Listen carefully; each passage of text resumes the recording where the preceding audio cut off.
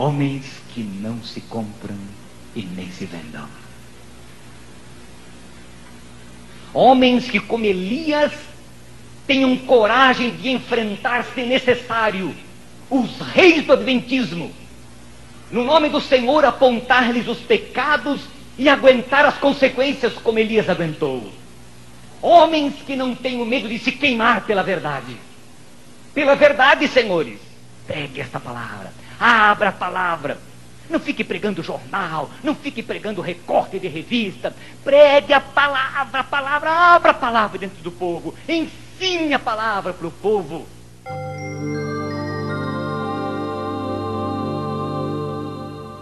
O NASP Engenheiro Coelho, naquela época IAE Campus 2, foi com mensagens como essa que eu me batizei em 1994. Você vê aqui o pastor Walter Bolger me batizando, que privilégio. Mas quando esse pastor Walter Bolger faleceu, né, foi como aconteceu ali no ano da morte do rei Uzias, 1998. Aí desandou a carruagem, infelizmente. Aí Deus está ainda no seu alto sublime trono. Porém, foram épocas maravilhosas. E você vai escutar aqui uma mensagem do pastor Jorge Mário, veemente para os formandos de teologia. 20 e poucos anos se passaram e, infelizmente, a gente vê pouco resultado, né? Pouco dessa firmeza de Elias. Mas Deus convida você e eu hoje, leigos, simples mortais, membros da igreja, para poderem empunhar a tocha de Elias, de João Batista, e sermos reformadores de Israel. E muita colheita nos aguarda lá fora. Boa mensagem para você.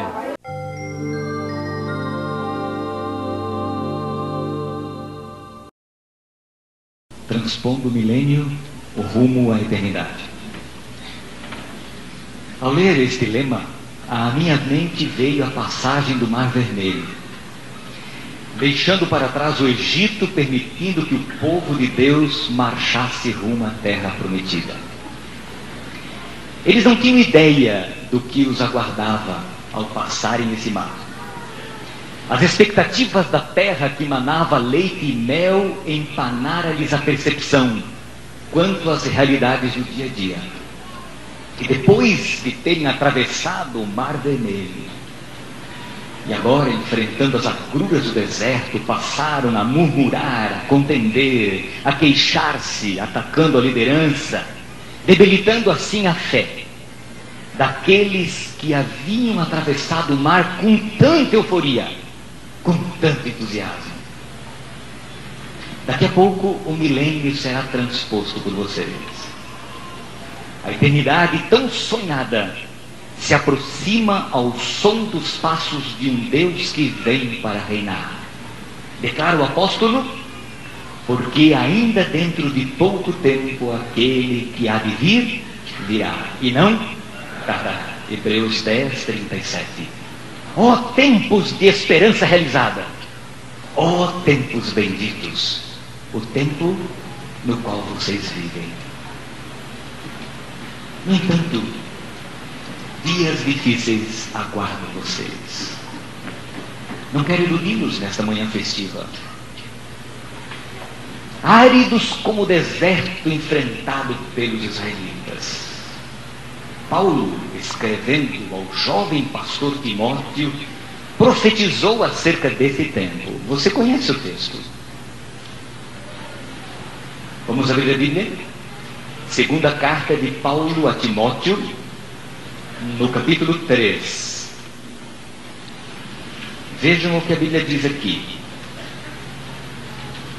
Sabe, porém, isto: nos últimos dias sobrevirão tempos difíceis, tempos áridos, como um deserto.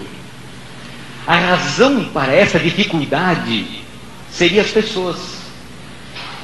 Aparece nos versos seguintes: os homens serão egoístas, avarentos, jactanciosos, arrogantes, blasfemadores, desobedientes aos pais, ingratos, irreverentes, desafeiçoados, implacáveis, caluniadores, sem domínio de si, cruéis, inimigos do bem, traidores, atrevidos, enfatuados, mais amigos dos prazeres que amigos de Deus, tendo forma de piedade, negando-lhe entretanto o poder.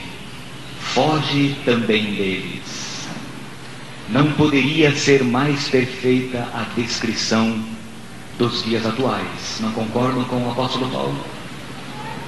Produto e ao mesmo tempo formadores do meio, as pessoas do tempo do fim, do milênio que vocês transpõem rumo à eternidade, serão pessoas difíceis.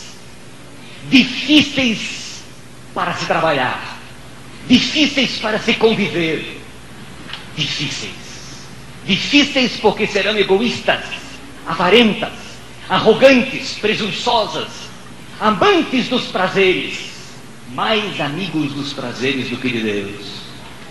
Imagine as dificuldades que os aguardam. A iniquidade faz o amor esfriar. O pós-modernismo provê o fundamento filosófico. O espiritualismo, nas suas diversas nuances e formas, oferece soluções mágicas que agradam a todos os gostos e preferências de um homem egoísta, arrogante, blasfemo, irreverente, piedoso. Aparentemente piedoso. Notem a observação de Paulo. Aparentemente piedoso. Seria melhor se não tivesse nada de piedade, porque é mais fácil de identificar, mas aparentemente piedoso. E aí está um dos grandes desafios do pastorado dos senhores: lutar contra a falsa piedade, contra um mal na aparência do bem, contra o pluralismo religioso e sincrético da atualidade, contra o relativismo, conceito popular demoníaco de que não existe verdade absoluta, de que cada sociedade, cada cultura define o que é verdade para si. Estas e outras tendências filosóficas dos dias atuais produzirá dias amargos para os pastores que defendem a verdade absoluta, para pastores que defendem a autoridade das Escrituras, um livro tido como obsoleto nas suas verdades absolutas, para pastores adventistas que defendem as orientações do dom profético de Ellen White como sendo verdades vindas de Deus, para pastores adventistas que creem em crenças, entre aspas, antissociais, fundamentalistas, antiquadas do adventismo do século passado. Que desafio para você, meu irmão. Que tremendo desafio. Deus necessita de homens. Vocês colocaram esse texto no convite de vocês. Deus necessita de homens. Exatamente para esse tempo. Exatamente para esse tempo de mistura, de sincretismo, de pluralismo. Exatamente desse tempo de crendices absurdas até, mas tidas como piedade. Deus precisa de homens. Mas que tipo de homens? Homens que não se compram e nem se vendam. Homens que, como Elias, tenham coragem de enfrentar, se necessário, os reis do adventismo, no nome do Senhor apontar-lhes os pecados e aguentar as consequências como Elias aguentou. Homens que não tenham medo de se queimar pela verdade. Pela verdade, senhores, da palavra de Deus. Não é queimar-se por qualquer coisa. Pela verdade. Defender-se pela verdade. Levantar o estandarte da verdade. Sem medo. Como Elias. Eu fico pensando na minha mente. Eu não sei em que dia. Mas de repente um homem atrevido, arrogante, surge de repente no palácio de Acabe, transpõe a guarda e marcha diretamente para a sala do trono. Quem era? Elias, o profeta de Deus. Deus precisa de homens. Homens que não se comprem e nem se vendam. Íntegros, fiéis, Vivemos em dias de pastorado que busca mais a popularidade do que fazer a vontade de Deus, irmãos. Homens que promovem eventos que o povo gosta, independentemente se este evento haverá de promover a espiritualidade do povo, as virtudes e a fé cristã. Em vez de orientarem, em vez de guiarem e de ensinarem o povo e de aproveitarem esses eventos para ensinar a palavra de Deus, iludem a igreja e o povo de Deus com quimeras da mensagem. Mensagens agradáveis aos ouvidos e ao coração humano. Isso não significa que as nossas mensagens devam ser desagradáveis. Não, não é isto. Mas as nossas mensagens devem fortalecer a fé, inspirar, motivar a permanência dos ideais do reino de Deus, reavivar e reformar. A popularidade é coisa boa, é agradável. Isso é mídia, isso é coisa da atualidade. E hoje parece que as coisas são medidas pelos níveis de popularidade, não? Os melhores programas de televisão quais são? Os que dão mais ibope, mas vai ver a qualidade deles. Seria muito bom se vocês conseguissem popularidade e conseguissem manter a vontade de Deus, defender a verdade, os critérios do reino de Deus. Seria ótimo. Mas nem sempre é possível. E sabem por quê? Porque os dias seriam difíceis. E sabe por quê? Porque os homens seriam amantes de si mesmos, arrogantes, atrevidos, desobedientes, ingratos, blasfemos, amantes dos prazeres, em vez de amantes de Deus. Senhores, Deus precisa de homens. Homens que não se comprem, nem se vendam. O sábado já não é mais observado entre os adventistas do sétimo dia, como Deus recomendou que fosse observado. Sabiam vocês? Sabiam vocês que aparecem racionalizações e justificativas de todos os lados, perfeitamente permissivas dentro da moldura do pós-modernismo, do tempo do fim, mas inadmissíveis para um Deus que não negocia princípios. Durante suas horas, planeja-se as atividades da noite, as atividades sociais da noite. E se você, pastor, tenta ensinar algumas coisas, como por exemplo, seria bom não cozinhar no sábado. Que é isso, pastor? Isso é coisa de tempo antigo. Isso já foi, isso já era. O tempo é outro, mudou, pastor. Já não é mais assim. Esta é a tendência dos tempos do fim. Do milênio que vocês transpõem, deixando um e entrando em outro, e tornam os dias difíceis. A adoração a Deus cada vez mais se transforma em show, e a casa de Deus em centro de diversão ou encontro de amigos. Essa é a tendência hoje. Estes dias eu me aproximava de um local de adoração. Faltavam uns 20 minutos para o início do culto, no sábado de manhã. A música que ouvi ao me aproximar deste local de adoração não me fazia associar este local a um ambiente de oração, mas a um barzinho qualquer, onde amigos se encontram para conversar, passar algumas horas. A música religiosa contemporânea está aí, senhores, iludindo e enganando as pessoas, criando o falso reavivamento que o Sr. White anteviu há muitos anos atrás, sem nenhum compromisso com Deus. Eu canto, eu danço, eu faço movimentos, eu faço gestos, eu gesticulo, e estão aí as grandes missas shows, atraindo cerca de 500, 600 mil pessoas. Mas compromisso com Deus? Com a verdade, não. A ilusão da música. A ilusão da música. Sincrética, misturada, envenenada, envenenando o sagrado com o profano, trazendo para o seio da igreja o mesmo estilo que o diabo usou nas suas casas de perdição. Analisem, vejam, sejam realistas. Mudaram a letra para vender e dizem que é para louvar a Deus, como se Deus dependesse de louvor para ser o que é. Ó afronta, ó insensatez humana. Deus não precisa disso, senhores.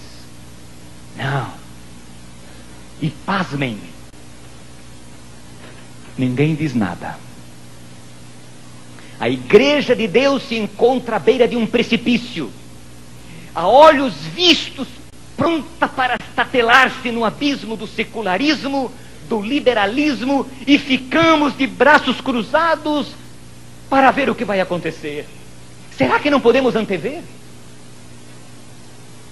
Será que precisamos fazer um estudo, uma tese doutoral, para saber que se eu passar com um trator em cima de um canteiro de morangos, não vai amassar e destruir tudo?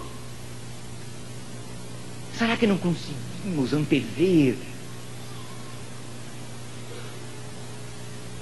Será que não podemos perceber que, em nome do modernismo, em nome da contextualização aos desejos e vontades do povo, lentamente os marcos do adventismo estão sendo abandonados?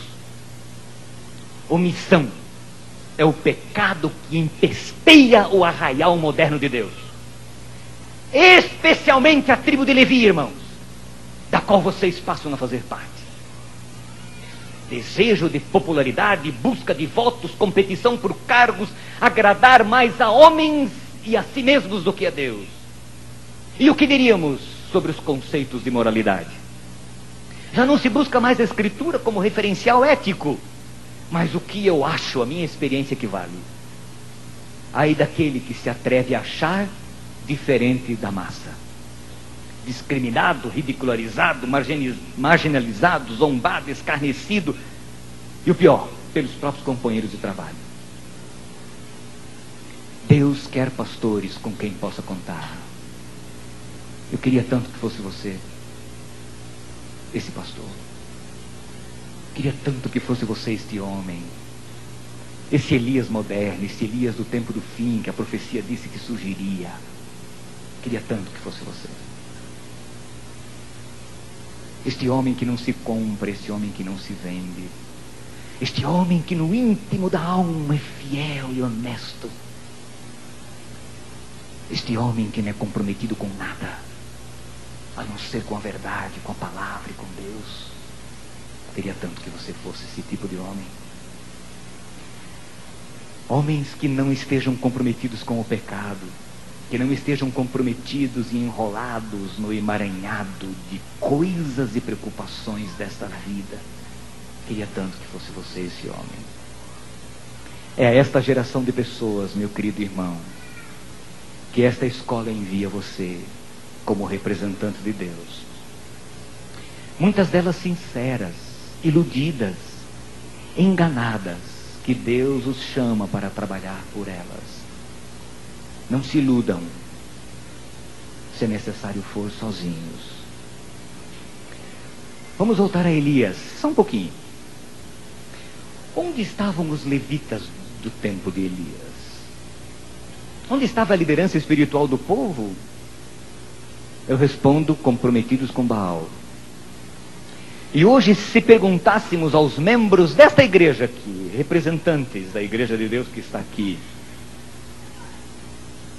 quantos ainda fazem ano bíblico? Quantos ainda leem diariamente a Bíblia?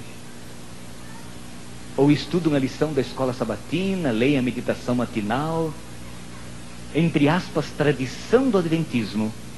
Quantos fazem cultos diários, pelo menos um culto diariamente em família?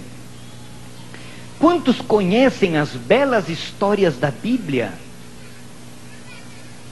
Acho que não seria nem bom perguntar. Talvez nós iríamos nos surpreender. Mas se perguntassem à igreja de Deus o nome dos artistas de sucesso, se perguntasse à igreja de Deus o nome do último lançamento cinematográfico, eles saberiam.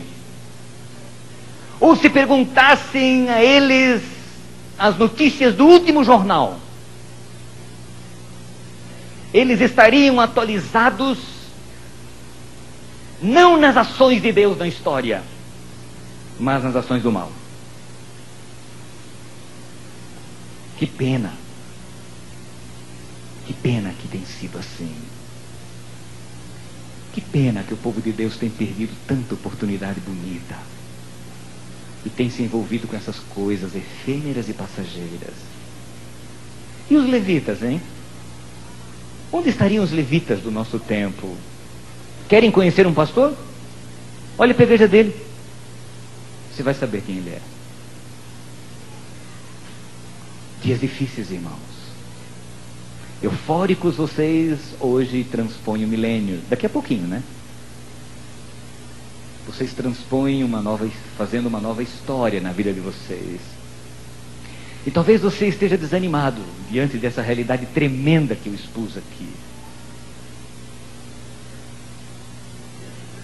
E agora eu quero abrir a palavra de Deus para animá-los. Vamos abri-la em Jeremias, no capítulo 1. Jeremias, capítulo 1. Aqui nós encontramos o chamado que Deus fez a Jeremias, nesse capítulo 1. No verso 6, veja a resposta de Jeremias ao chamado.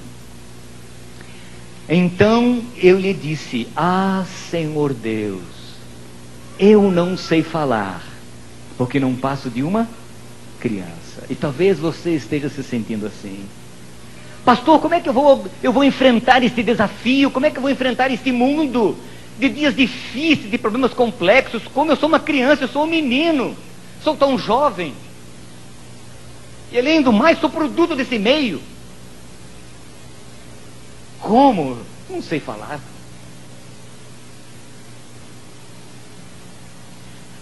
Que bom que o texto não para aqui.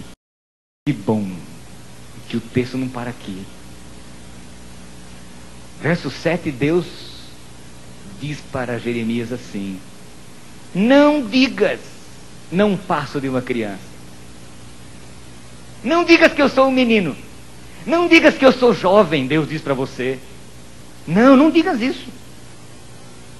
Porque a todos a quem eu te enviar irás, e tudo quanto eu te mandar falarás. Não temas diante deles, porque eu sou contigo para te livrar, diz o Senhor. Amém? Que maravilha, que promessa bonita para você hoje. Mas vamos pensar, vamos meditar em duas ideias que aparecem aqui. Pelo menos duas, há outras. Qual deveria ser a essência do trabalho de Jeremias? Vejam aí no verso 7, lá no meio do versículo: porque a todos a quem eu te enviar irás. Aqui está. Ir aonde Deus mandar. Mesmo que não seja o lugar escolhido por você, vá. Vai ser o melhor lugar. Você sabe aonde Deus me mandou trabalhar um dia? Lá em Cachorro de Cócoras. Só que o povo não diz cócoras, ele diz croca. Foi lá que Deus me mandou trabalhar um dia. E foi tão bom trabalhar lá. Porque o Senhor sabe o melhor lugar. Nós não sabemos escolher. O Senhor vê o fim desde o princípio. Ele vê o amanhã, Ele conhece o futuro. Ele tem dados na mão que você não tem. Ele tem propósito que você não conhece. E Ele nem te revela, porque se Ele revelasse para você propósitos que Ele tem, quem sabe você haveria de se desanimar. Então Ele não revela. Ele só quer que você confie. Vá. Eu quero que você vá lá e trabalhe lá e vá lá. E vá lá que você vai fazer um grande trabalho. Eu vou contigo. Não fique telefonando. Não fique escrevendo carta, mandando fax, fazendo contatos, pedindo chamado. Não faça isso. Isso é coisa humana, isso é obra de seres humanos. Ore, jejue, vá ao escritório de Deus, bata na porta dele, converse com ele, diga para ele: o Senhor não me chamou, o Senhor não me convidou, estou aqui pronto para te servir, onde o Senhor quer me mandar? Eu quero ir, envia-me a mim, eu vou onde eu quero, onde o Senhor deseja que eu trabalhe.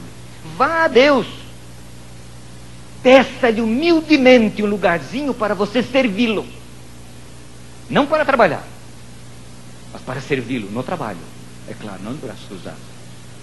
E neste espírito, aguarde a resposta do Senhor. Eu lhes pergunto: falta-lhe fé para fazer isso? Pois então siga o método dos homens. telefone, mantenha contatos, mas logo de saída você haverá de se comprometer com os homens e não com Deus, que eles vão dizer assim para ti: viu, eu te chamei, se não fosse eu te dar uma oportunidade, você não estaria aqui, está vendo? Mas se Deus te chamar, se Ele arranjar um lugar para você, se você bater na porta dele, se você insistir como a viúva, conhece a parábola da viúva? Insistente. Insista com Ele. Isso eu não sei quanto tempo vai levar. De repente Deus quer que você cresça em fé, em confiança, e quem sabe demore um pouquinho mais. E se Ele der a oportunidade de você trabalhar para servi-lo, você estará comprometido com Ele e não com os homens. É diferente. Vá aonde eu te enviar. É lá.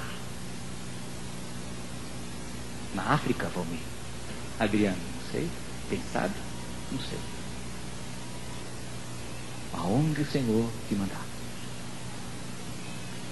Outra coisa.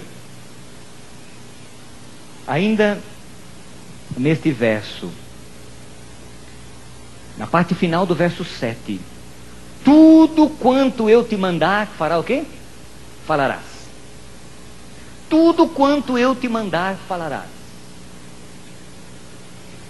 Jeremias não devia dizer o que ele queria dizer, nem tampouco o que o povo queria ouvir. A autoridade de Jeremias não era dele, a autoridade de Jeremias era de Deus. E a autoridade de um pastor não é nossa, a autoridade nossa é de Deus, é da palavra de Deus que nós pregamos e divulgamos, é no nome dele. E onde está a palavra? A Bíblia. Faça da Bíblia a palavra de Deus o conteúdo das suas mensagens. Pregue esta palavra, inste a tempo e fora de tempo. Você sabia que esse texto que eu estou citando agora de Paulo está no contexto dos dias difíceis?